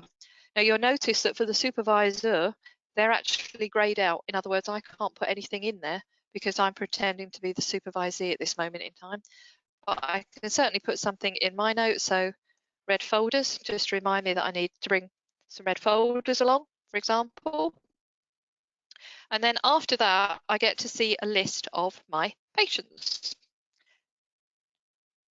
Now you'll notice that we've got quite a lot of columns and quite a lot of information. If you had lots and lots of patients as well, you can use the column headings to rearrange your patient listing. So if I click on last name, for example, you'll notice that the information has been reordered. So if I need help with finding a patient that way, I can do so.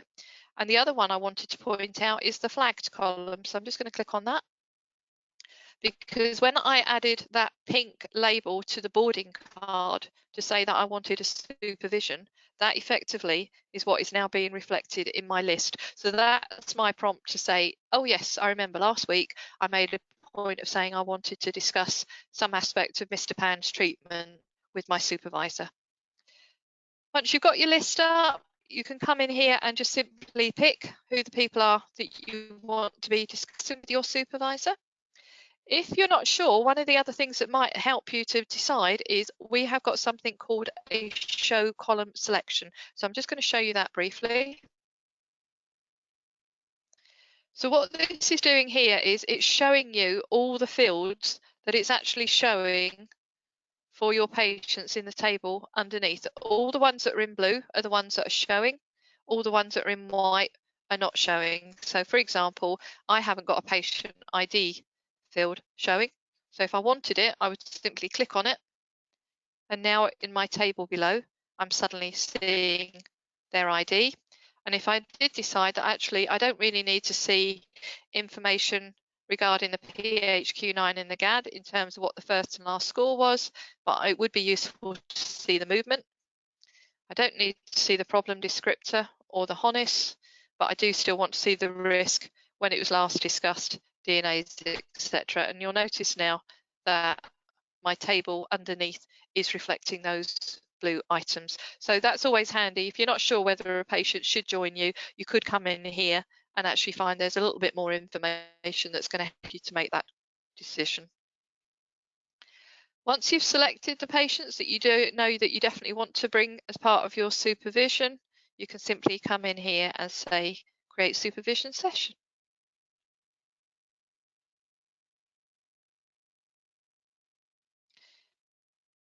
So if I now go back to my overview, or if I click on supervision in the top menu, either way it will get me there. We can see that I've now got a planned supervision. And if the supervisor then logged in and came into this area, they would also see this. So they would be able to see that the supervision session has been set up. If you need to edit, whether you're the supervisor or the supervisee, in order that you can change these details, you can do so. So a supervisor might come in here and actually decide that they don't think it's necessary to see dummy, but it would be useful to see danger mouse. So both of you can come in and edit this area.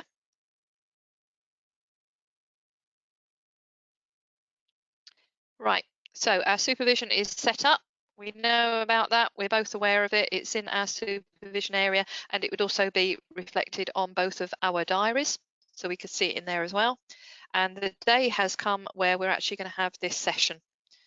So what I would then be looking to do is to say, I want to record it, and you can both record at the same time. So let's click on record. We have two tabs showing at the top. You can see the edit one, which was the screen that we were looking at a moment ago, but we've also now got the recording session. Obviously, if I was the supervisor at this point, my box would be white and the supervisee box would be greyed out. So depending on who you are, will determine which box you can actually use. And then underneath, we actually have our patients that we selected to say that we wanted to discuss. So you get their name, their date of birth, and obviously their patient ID number. If they have a risk level, that will also be showing.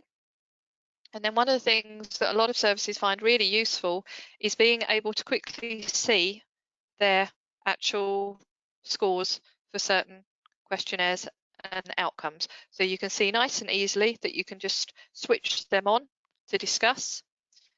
So in this instance, we'd be saying that's great. They've made really good progress on their PHQ-9. What about their GAD? Yep, that's looking good. And you could have a look through, or if you wanted to, you could actually toggle to have all of them showing in one go. You would then, if you wanted to, make your notes regarding that patient, saying progress is good. Think about discharging, for example. And if you had any previous notes, you could also have a look and see what those notes said. You'll notice Hopefully you might see it on your screen, although it is grayed out, but just above the notes box area, it's actually telling you about a draft. So again, this is another part of the system where we have auto-save functionality in place so that if you need to, you can actually allow the system to auto-save it. However, I'm going to put in some notes here. Let's make it a bit more meaningful.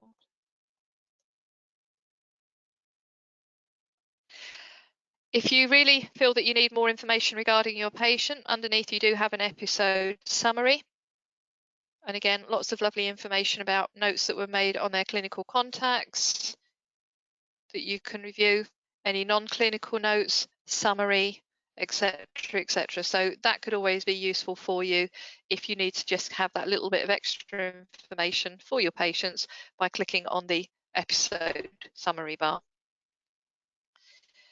After that, you just get the next patient and you just go through exactly the same process with them, looking at their details, having the discussion with your supervisor, and again, putting the notes in to the system. Once you're happy, you can save it as a draft if you think you're going to have to come back in here and add some more notes, or if you're happy that you've added all of the things that you need to add, you can come in here and say mark as complete. And now when you look in your supervision area, you haven't got anything planned, but if we look under completed, there we go, we can see it for you. I'm just going to pretend to be therapist number 10 for the moment, just so that I can show you what they're going to get to see. So if I click in here and select, because I was pretending to be the supervisee then when I did the saving, the supervisor is still sitting there waiting for them to do. But if I click record, you can see now their box becomes available.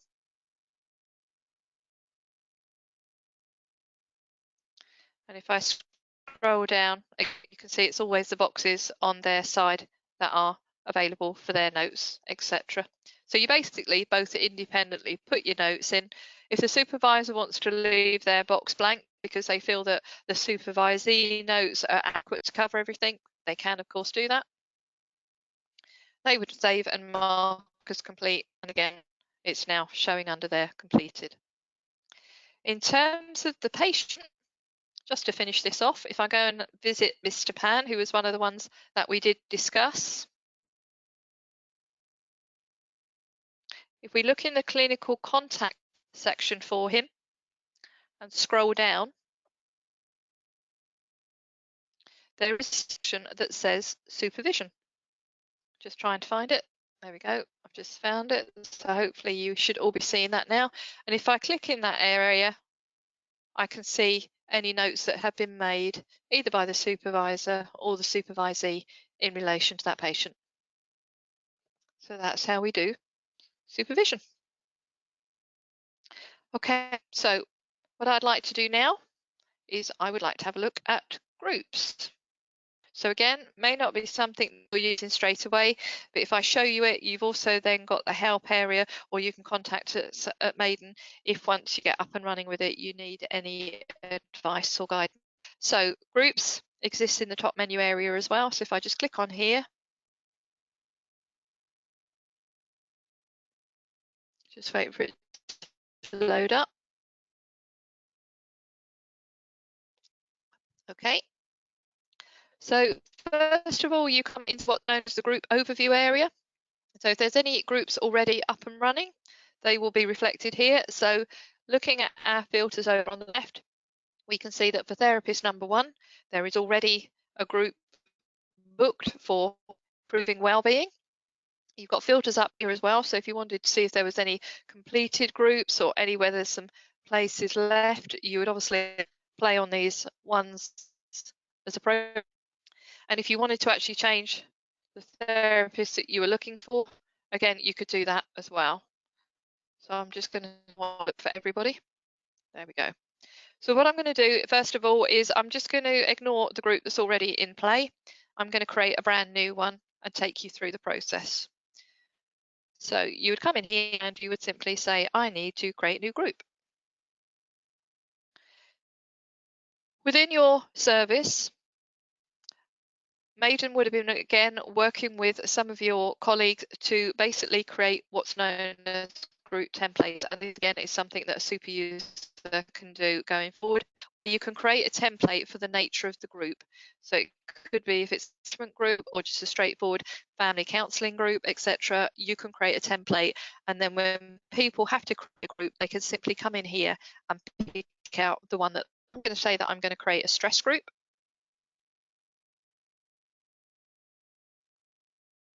And I now have some details that I need to complete. So first of all, I've used the stress group template.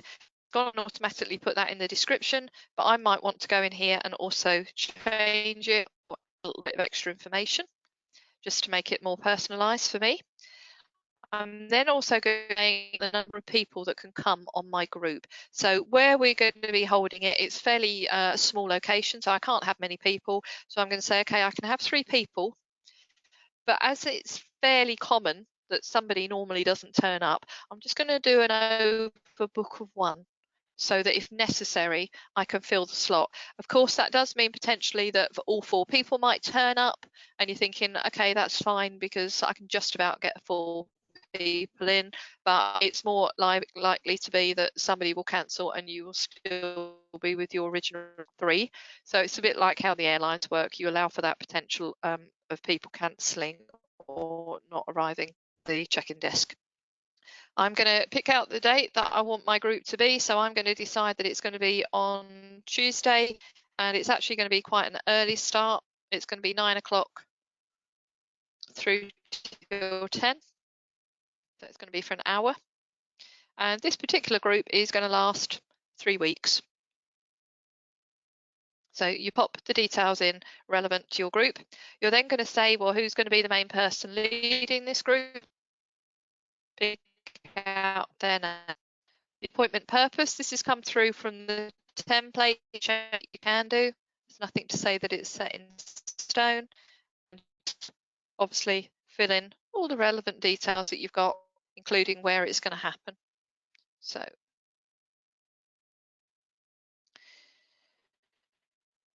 under you've got some boxes regarding the sort of things that you want to make sure that you collect during your group session. Again, the template has dictated some of this, but again, you can change it and say, well, I'm not going to collect the social phobia, and I'm not going to worry about the work and social adjustment questions, but I will make sure that the PHQ-9 and the GAD-7 are done as part of this group. And in addition to that, I'm also going to make sure that we do the panic disorder one. There we go. So you can pick and choose what's going to be as part of your group, and then you simply would save it. Oops. I've obviously not got my start and end times better. That's why. 10 o'clock. There we go. That makes more sense. Save my changes. So it's given me a quick summary of what I've actually created. If I go back onto the summary tab form, you can see it brings me back to the screen that we were looking at a moment ago. We've then got some other tabs: sessions, attendees, recording and progress. So I'm going to click on the sessions one first of all. And this is basically saying these are the sessions you've set up. However, they're not set in stone. If we realise at this point we've got a problem that in fact we can't do the one on the 21st, we could actually come in and delete it. If I then realise that I need to add another session to make up for it, I have an option to say add a new session. So I could come in here, look at the date of the 28th, and then go forward another month to the 5th. Check the times, make sure that they're in line with what I was having, and again, where it's going to take place. We'll say that one's going to be slightly different. The other thing may be as well, on any of these sessions, I could decide that actually the main therapist that is leading it needs to be somebody different. Therapist number 1 can't make the date that's in May, so therapist number 10 is going to do it instead. But because they're fairly new to this, I can click on the plus sign and say that therapist number 8 is also going to help them with running that particular session. So even though you've created your sessions and the dates and the locations, etc., there's nothing to stop you from coming in, deleting one, adding a new one, or editing an existing one to tweak the changes if you need to. So that's the sessions done. We now need to find out who's actually going to come to our group. And you do that by clicking on the Attendees tab. And you simply click in the box and start typing in the name of some of your patients and then saying that you want to add them to your group. And there we go. I've just gone and added Mr. Pan to my group. Let's add some other people. Mr. Danger Mouse, he can come to our group as well. There we go. And we also had our friend Dummy. Oh, got two of those. So let's just go with that one. Add to the group. Now that I've filled up the three main places, I'm getting a red line to indicate that you filled up the main bulk of it, but I can see that I've still got an overbook, so I can still pop somebody in if I wish to. If, however, I filled that in as well, and yet I still had somebody else that I wanted to add to my group, so let's see if we can find anybody else. I have a feeling that because it's a demo, we're not going to have too many people showing up, so we'll just find that other dummy person that we had. There we go. So if I actually want to add this person, and for example, I'd actually run out of room, I had nowhere left. If I tried to add them, the system would say to me, your group is full, they can't be added. But what you can do is you can what we call add to a waiting list instead. When you add them to the waiting list, they will show at the bottom of the screen, such as they are doing here. And obviously, if you get the chance to move them in, you can do. However, if you don't, it's simply a case of your group is full and you cannot add this extra person in. The next time a group is created, which is a stress control group at this location, when the person comes in who's created that group, comes into the attendees screen, they will actually see that person's details and they can therefore add that person into their group. So that's the way that we make sure that anybody waiting to get into a group doesn't slip through the loop. So as I say, if you move somebody into a waiting group and another group then is created, which is the same type and same location, those persons' details will automatically appear, and then the person running the new group can choose to take them on board with theirs as well. So we've added all our people, we're happy and we're done. So I'm going to come out of groups and carry on doing whatever it is that I wish to do. There we go. And we've now got to the point where we're actually going to take our first group session. So I'm going to click on groups again.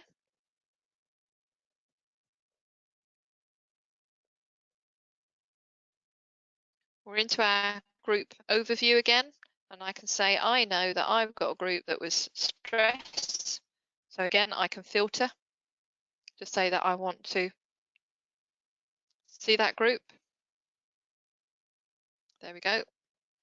And I now need to start doing something with it. If for any reason I'd realised that actually I put this group together by mistake, you can in fact come in if you wish to and delete the group entirely. But you can only do that as long as there's been no activity on it. In other words, you've not started recording any of the sessions. Once you do that, you will not have the option to delete it. I'm going to go in and say that I actually want to record it. So I'm going to click on Manage Group. We can see we've got all our sessions available again, but I'm actually just saying I need to go and record. The people are actually coming in the door and we need to hold our group. So you will see a screen where you are now seeing the date of the session and you're seeing the people that should be coming to your group. You obviously have the option to say whether they made it or not. So we're going to say that Mr. Dummy didn't attend, but Mr. Mouse did, as did Peter Pan. And obviously if we had a short notice cancellation, we could do something in there. You can then add notes for each of the individual patients. So I'm going to say that for some reason Danger Mouse was very shy on this particular session, whereas Mr. Pan was very, whoops, very loud. There we go. You'll notice that we've got some drop down boxes, so you would obviously get them to do the PHQ-9 and the GAD-7. You would work out the scoring and you would put the scores in as relevant for both of them.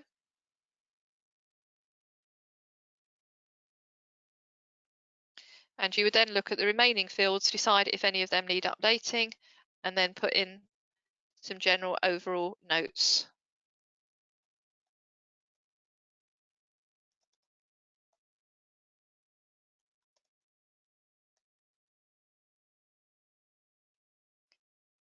And you would save that session to say that you've done it.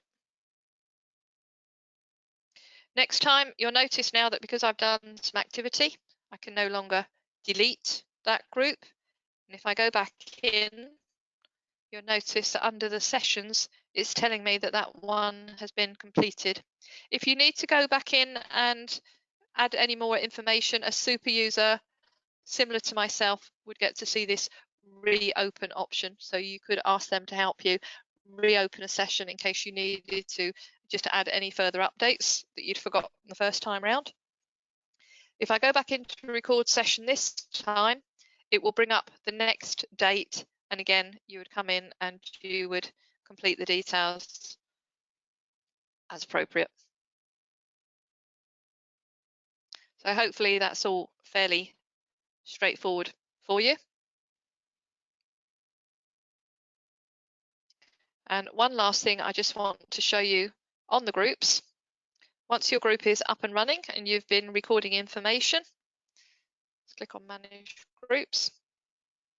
The very last tab we have is a progress report. So I'll just show you this briefly just so you see what it is. So simply all it does is it just gives you some key information from your group. So over on the right hand side, it talks about the group as a whole and the attendance or lack of over all the sessions that you've had so far.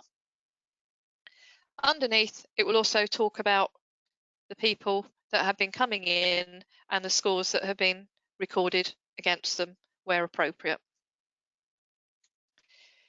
As I say, that's the whole group. So if you've been doing 3 or 4 sessions, that would be reflected here. But if you actually want to look at the individual sessions, you can see that over here on the left-hand side, that's what's showing there. And if you click on one of them, underneath, you will get the particular attendance information for that one session. And again, if you want to see what scores were recorded for people, you can do just for that particular session. So just somewhere where you can get some summary information of what's going on. So that is your group functionality.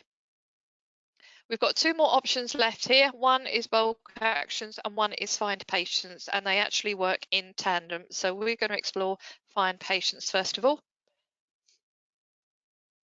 So obviously we have got our quick search button where if you just want to look for an individual to load their patient, that's fine. But if you actually want to know information about a collective group of patients, such as how many patients are on the system that are male, how many patients are there on the system that are in open caseload as opposed to those that have been discharged, etc., you've got some functionality here that you can use, and this is available to everybody. We do have a more in-depth reporting tool, and there would be a separate training session for that once your service is up and running. We normally do it about a month after you've gone live, purely because we conduct it on the live site against your live data. So we do have that, but this is more of a general one just to help anybody, whether you're admin or therapist in general.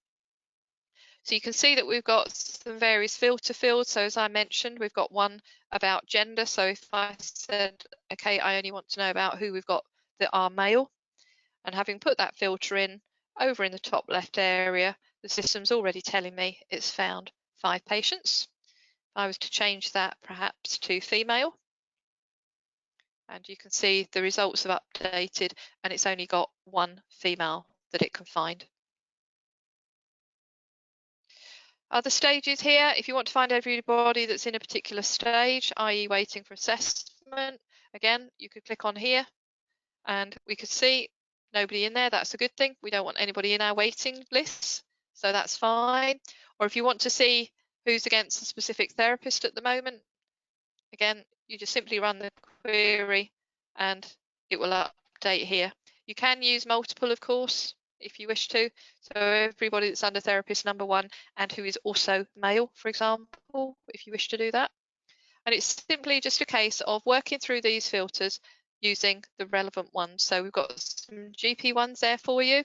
I mentioned about just seeing open cases. So if you tick on the little box that says exclude closed, that's how you would be able to do that.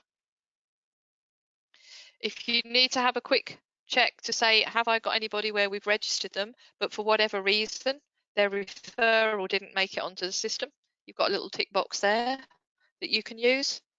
And then finally, we've got some risks. So if you want to just look at everybody who is high risk, for example, you could do that up the top. It will tell you how many people it's found and you have your result. So I'm just going to revert back to what I said earlier, where I said, show me about all my males. And the system's telling me that it's found 5, which is all very well, but it would be quite nice to know who those 5 are. And you can do that simply by clicking on where it says patients found. Having done that, you will get a table showing your patients to you. These are all the patients where their referral has matched the fact that they are of a male gender. So things that we can do here. For example, we have got a show map. So if we click on here,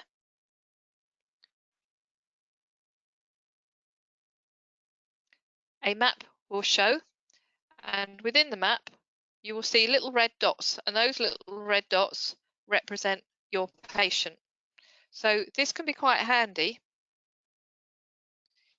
For example, when you're looking at your area, you see that there's a random red dot somewhere where you wouldn't expect to see a patient. It's based on their postcode that they've registered with you. Obviously, because we're on the demo site, that's why everybody's a bit all over the place. Path was used mainly for this. Yeah, you can see we've got some more around that area as well. So that can be quite useful. Other things that we can do is we can export this information to Excel. So if I click on here, the patient details would actually go into an Excel file. I'll show you that in a moment though, but I just want to show you one more thing. We've got a show column selection, and we saw something similar for this when we were looking at the supervision. So if I click on here, hopefully it will be meaningful to you. So again, the items that are shown in blue equal those of my headings in my table. Again, if I want to, I can click on a heading and rearrange the data if I need to. And then the other thing I can do is say, hold on, don't really care about seeing the NHS number. So I can simply untick it and it doesn't show in my table, but I may decide that actually the allocated therapist is really useful, because this way I can see nice and easy that I've got some patients where the referrals haven't been actually handed on to anybody yet. If I export into Excel, you would find that you will get both the fields that are in blue and the fields that are in white. So you actually get all the information if you want.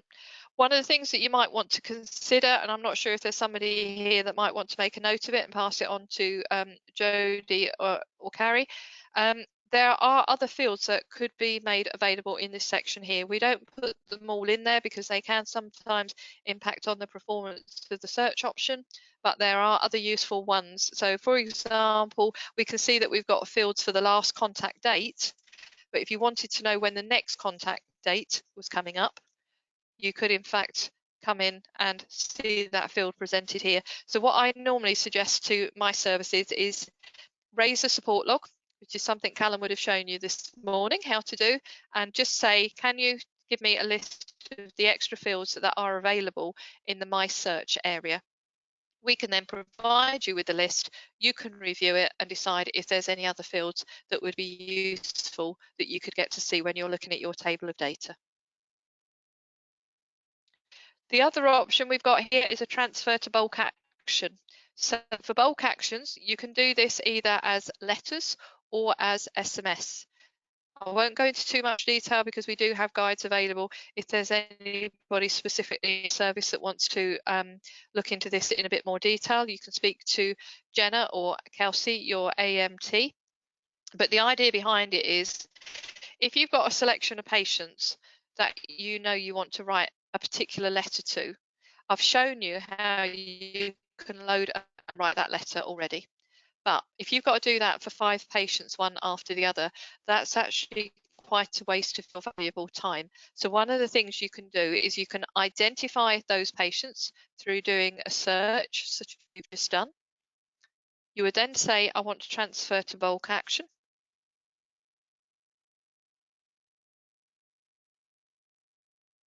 Just wait for the tool to load. Once you're in bulk action, the first thing it will be asking you is, what sort of bulk action do you want to do? And the option you're going to have is letters and SMS. That's going to be the key ones for you to concentrate at the moment. So if we said we want to send a letter, for example, to all these male patients that we've got, we would select letter. We would find the template that we want to send to them and the template. So this is all familiar from what we did earlier on.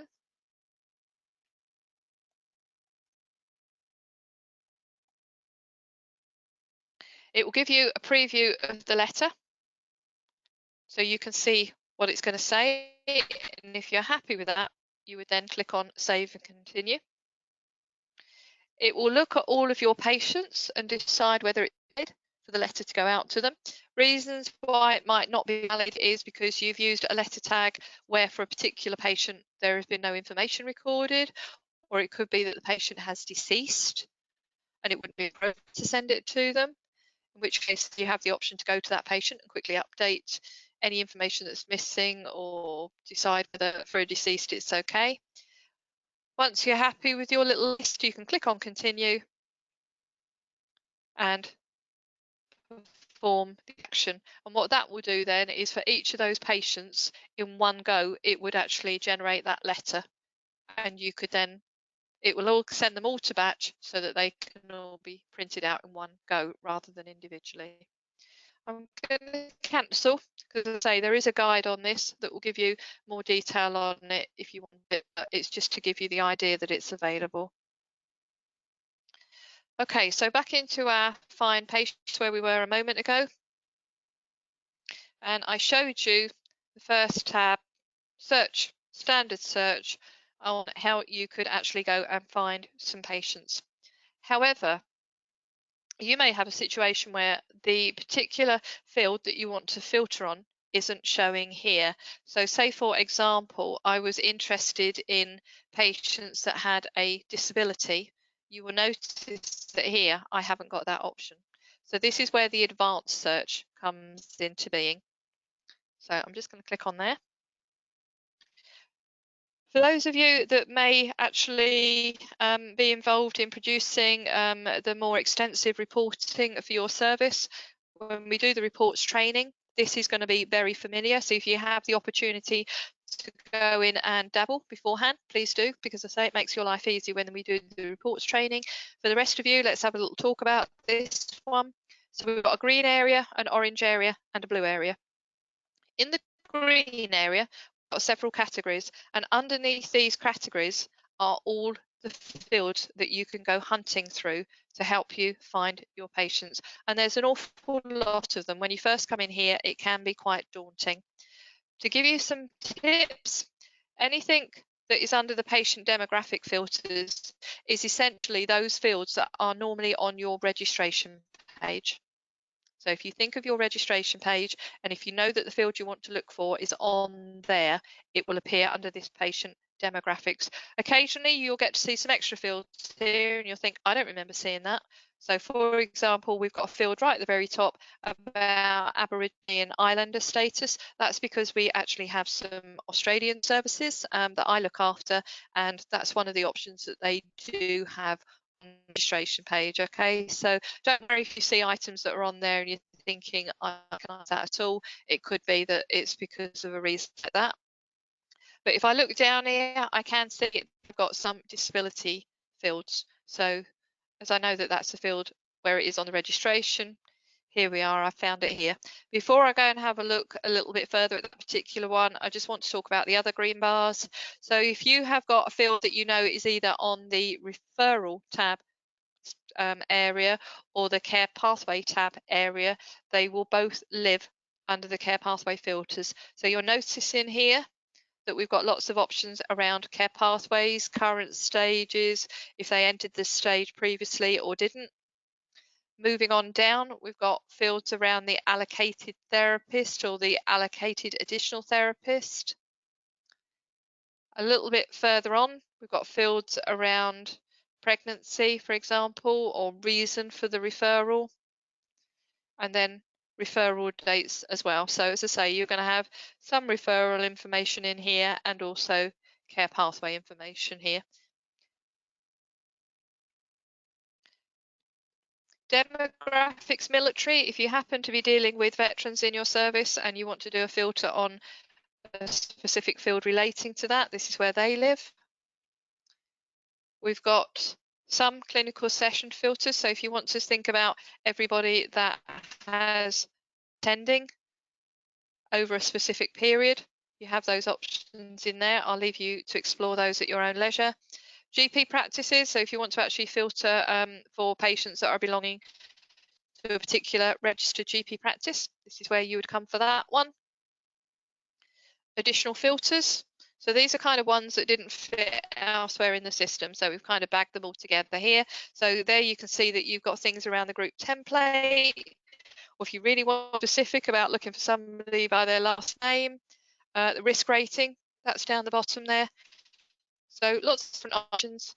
And then finally, the last section is where you're saying, I don't want to find records where I know the patient has actually got this information recorded. I want to look to see where it's recorded, where it's been forgotten, so to speak. So that's what all the green areas represent. Whenever you go into any of these areas, if you click on an item, you will notice that in the orange column, the options that specifically relate to that field will appear. So if, for example, I click on consent for data to flow to the DOH, I'm getting the 4 options that are available in that drop-down field on the registration. If I go to the disability one, you can see that we've got the disability items, or if I go into disability status, whether they actually have the disability in the first place or not. Once you've found your field and it's come up in the orange column, you can simply come in here and tick on the item that you want. And the system will automatically update to reflect that. If you want to have more than one condition, so if I said I want to do gender as well, so any males that have actually got a disability, each time the system will keep checking and finding the results. And you'll notice that over in the blue column, what you're actually seeing is what you're searching on. So this is where you can check for what you're actually asking the system. If you decide that you've got a filter in here that you don't want, you can simply click on the X and that will remove it. It's just going to do a spinning circle for me and just take a while to do that. And the paperclip one, paperclip, page with a pencil, not quite sure what that icon is meant to be. Again, if you click on that, it will show you the options so that if you decide you actually want to swap them around, you can do so. So that's just a very brief discussion on the advanced search. There is an area in the help where you can actually go and see and find out a little bit more how to explore this. The other thing that this particular section has that's really handy is not only can you obviously go and click on the number of patients and look at them and find them and transfer them to bulk, etc., but if this is going to be a search that you're actually going to use a great deal, so I'm just going to add one extra filter in here. I'm going to say I want to see if they have got a missing NHS number. There we go. So if you know that you're going to be using this little mini report quite a lot, you can in fact come over to where it says Save Search. This gives you an area where you can put some information in. So I'm going to say male patients with disability and missing NHS. So you'd write in there what you want, and if you want to as well, you can also write some information in the description, and now you can save it. Doesn't look as though it's done anything, but it has. So if I click on my little area over here, the left navigation area, Callum may have mentioned it briefly this morning to you, but we have a section called My Searches, and if I click in here, I can see there's my search there saying male patients with disability and missing NHS. And I've also set up one previously, Northwest for assessment. In the brackets, you will have an indication of if there's any patients that are currently meeting that criteria. So for my second search, there isn't anybody actually in there.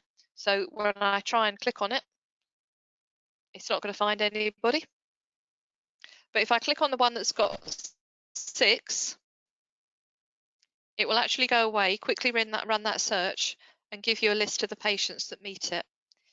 If one of these patients were now to be updated with their NHS number, literally within moments, that number 6 will go down to a number 5. And when you run it, you would only get to see the 5 patients. So the minute any of your patients are updated, so they no longer match that search, or they're updated so they suddenly are inclusive within that criteria, it would be reflected in the value in the brackets. You've got the little X, so if you decide I don't actually need this search anymore, you can click on it and get rid of it.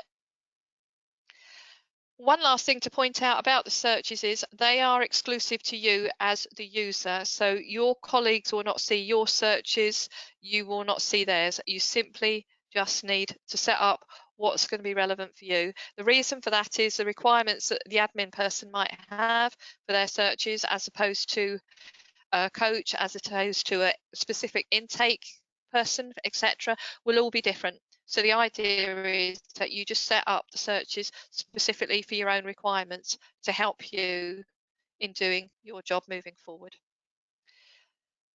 Okay, that is actually the end of the session. So we've covered all aspects of the system. I understand that it's been recorded, so if necessary, we can get that recording to your service. So if you need to look at parts of it, you can do.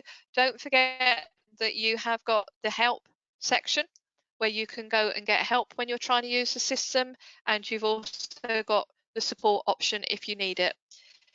If you want to play with the system, we would advise that you do so using the demo site, but remember not to put any real patient information onto the demo site.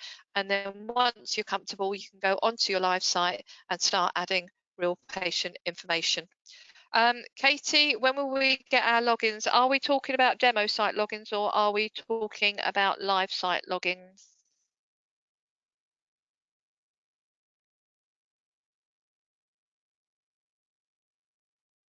Okay, I'm not sure if you heard me.